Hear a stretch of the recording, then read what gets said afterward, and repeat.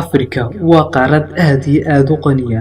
Waa qaarad ay ka buuxaan macaadin dahab iyo dheeman leh. Waa qaarad alle ku galladaystay dhul baahsan oo ay beeran karto. Waa qaarad alle siiye cadceed aanay haysan qaaradaha kale oo wax soo saar leh. Waa qaarad laga soo saaro waxyaalaha dhaqaalaha dunida maanta ku kala socdo. Haddana nasiib daro qaaradaas waxaas oo dhan isku darsatay dadkeedu kama ay faa'iideysan ee gaajo ayaa ay ugu dhimanayaan halka dadyo kale oo aan u dhalanin ay guranayaan gaar ahaan reer galbeed.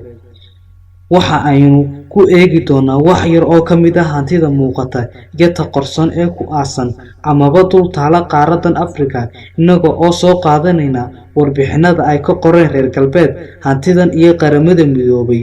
Waxa ay ka tiri hantidan waxa hadalla aynu leenahay aan ka darsanayna si aan la inoo oran waa ay dareen hadleen.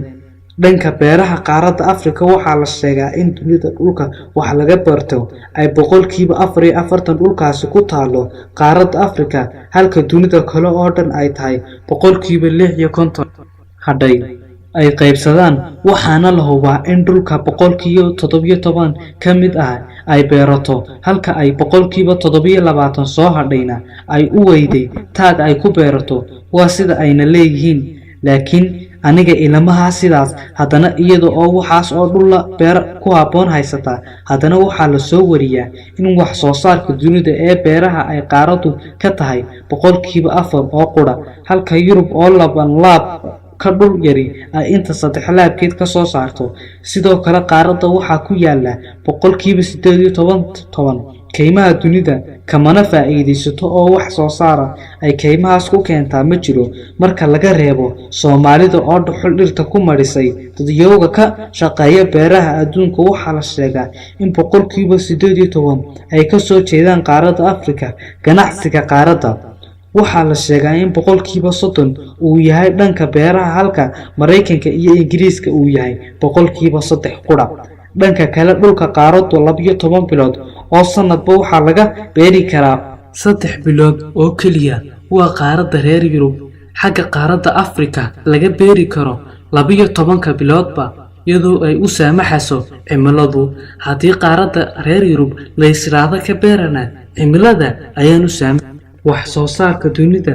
Qaarada waxa ay ka haysataa boqolkiiba 2 kaliya. Waxaana la yaab mudan in Koonfur Afrika iyada oo kaliya ay boqolkiiba 2 haysato halka midho soo hadhay qaaradan oo dhami ay wadaagto.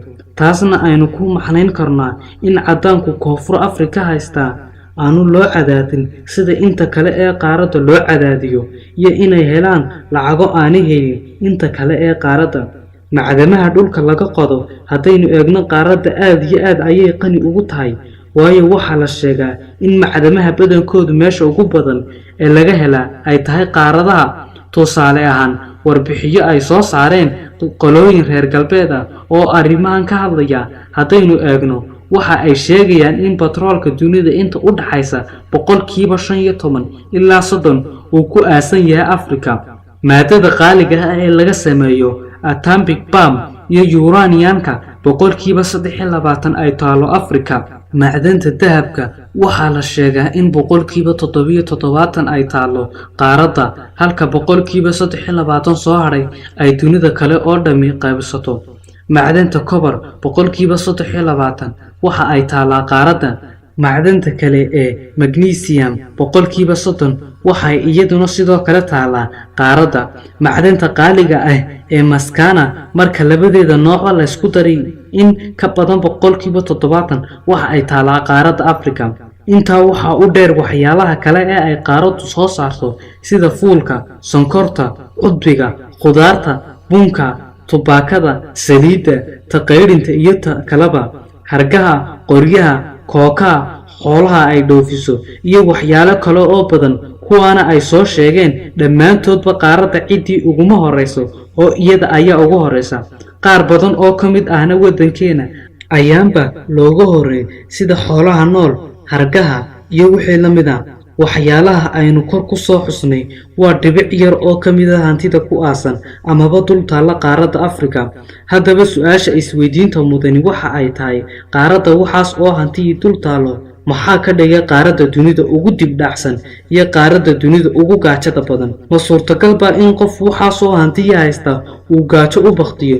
su'aalahaas iyo kuwo kaleba oo badanba waxaa muhiim ah inaad isweydiiso.